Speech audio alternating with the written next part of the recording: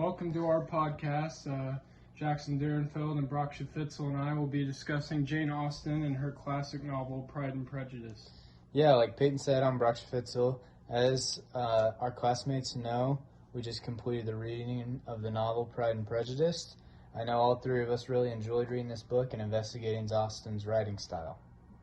Hey, I'm Jackson Dierenfeldt. I'm looking forward to diving into this book and talking about the themes and critiques Austen presents in the book. All right, well, to start it out, I think Payton is going to kick us off with a little insight about how Austen portrays the character in the novel. All right, so something like I noticed from the very beginning of the book, like even early on, she was wanting the reader to view each character in like a certain type of way. And like it gives us first impressions of the characters such as like Darcy, Bingley, Elizabeth, Jane, and like a couple other people. So basically every character is driven through a narrative that Austen wants us to see. And for example, like Jane is described as like a beautiful, naive girl who's always looking for the good in people, while Elizabeth, like on the contrary, is described as someone who is like fair in appearance, and she's not really like as good as her sister, like in the men's eyes at least. But and then like Darcy, he's described as like a unlikable, prideful, rich guy, and Mr. Bingley is like the apple of everyone's eye. He is kind, he's likable, like he's got a really outgoing personality. So like those two characters kind of contrast. And then like by the end of the book, these characters kind of like go through some character development and become like different people in many ways. And we basically get to know them like better and get a deeper understanding of like who they are really. And I think this, like, Austen chooses to do this because it's like a foreshadowing glimpse into one of the major themes of the story. Like, the title itself basically is like a little, like, glimpse into what we're going to see in the story. Because a lot of the characters, such as Bingley and Darcy, are prideful. And then there's a lot of prejudice that goes on, like judging people right off the bat. So, I agree with what Payton was saying. Jackson, did you notice anything else about Darcy and how he acted throughout the book? Yeah, right off the bat, Darcy is judged for his personality, I think. They see him as arrogant and obnoxious. They see all this at the first ball that they attend. Darcy finds a liking to Elizabeth right off the bat, and he soon asks her to marry him. She turns him down, though, based on her prejudgments of him. As the book goes on, Elizabeth starts to get to know Darcy and slowly changes her view of his personality. She finds herself at Pemberley, where Darcy lives, and talks to the groundskeeper about Darcy. The groundskeeper says Darcy was a nice kid growing up and is a great young man. Elizabeth realizes that she may have judged him too fast. Elizabeth also finds out it was Darcy who finds Lydia, her sister, in Wickman and pays them off to stay married. Darcy explains to Elizabeth that he did this because Lydia is her sister and he cares about her a lot. Elizabeth and the Bennet family judge Darcy, but it turns out he is a good guy. This is one of the themes that Austen portrays in the book. She finds prejudgments, and Elizabeth judges Darcy and then finds out later that he's actually a good guy. So, Brock, is there anything you want to add on to that? Yeah, one theme that I really picked up on while reading the book was the theme of love. Austen, really from the start of the book, creates the character of Mrs. Bennet to have one goal in her life, and this was the goal to get her 5 daughters married. Essentially, this is what the book is centered on, and the central idea of the book is love. Austen, like through Mrs. Bennet trying to get her 5 daughters married, this is where Austen slyly slips in her critiques of society and societal norms. Okay, so I think that covered the themes. I'll go ahead and start out with some of the critiques that I thought in the book.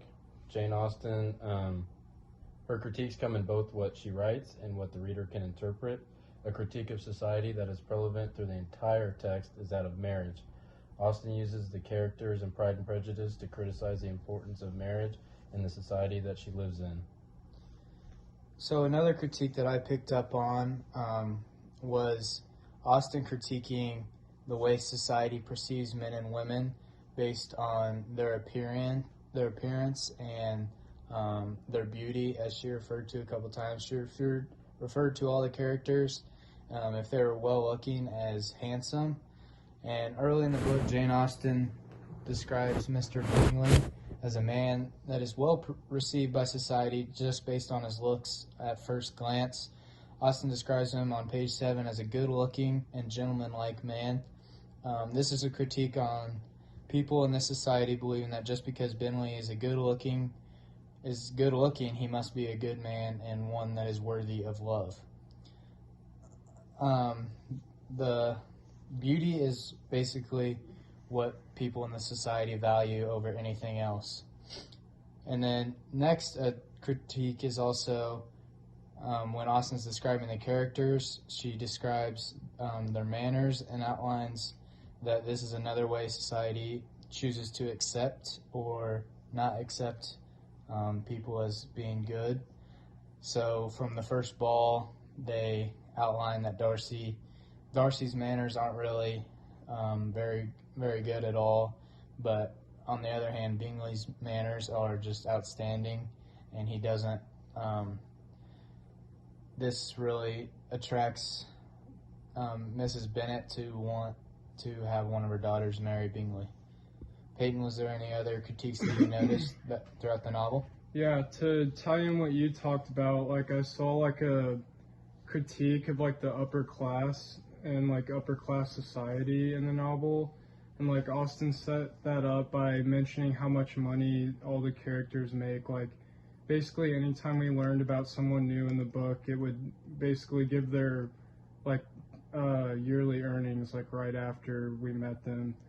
And I think Austen does like a good job of showing the pridefulness of the wealthy and how they expect manners, and you're expected to behave in like certain ways, whether it's like speech, like how you talk, like if you dance with certain people, like the men were expected to dance with the girls.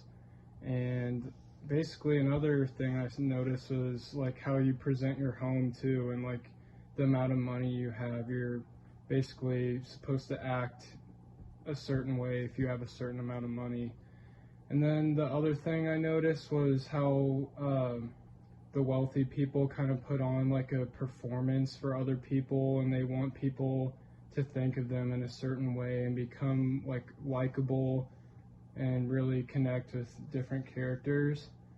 And I saw that a lot with like Darcy and Elizabeth, who are looked down on in the story at first, because Darcy, for example, like he kind of cuts through like the fluff of high society and just tells it how it is, basically, in his opinion.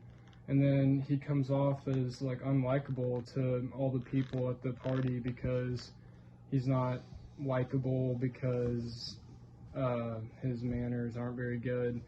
And Elizabeth is kind of similar because she just lets Jane know what she thinks about her. She kind of calls out her lack of originality and like the facade she puts on, and how she kind of like only looks for good things in people instead of just telling it how it is. All right, guys, I think that wraps up the first episode here on our podcast. To recap a little bit, we talked about how Jane Austen portrays her characters throughout the book. We talked about a couple themes in the book, and we also talked about the critiques that Jane Austen has for the characters throughout the whole book. I hope you guys had a good time listening and learned a couple new things. If you have any questions, just go ahead and comment below and we'll try to reply to them. Thank you.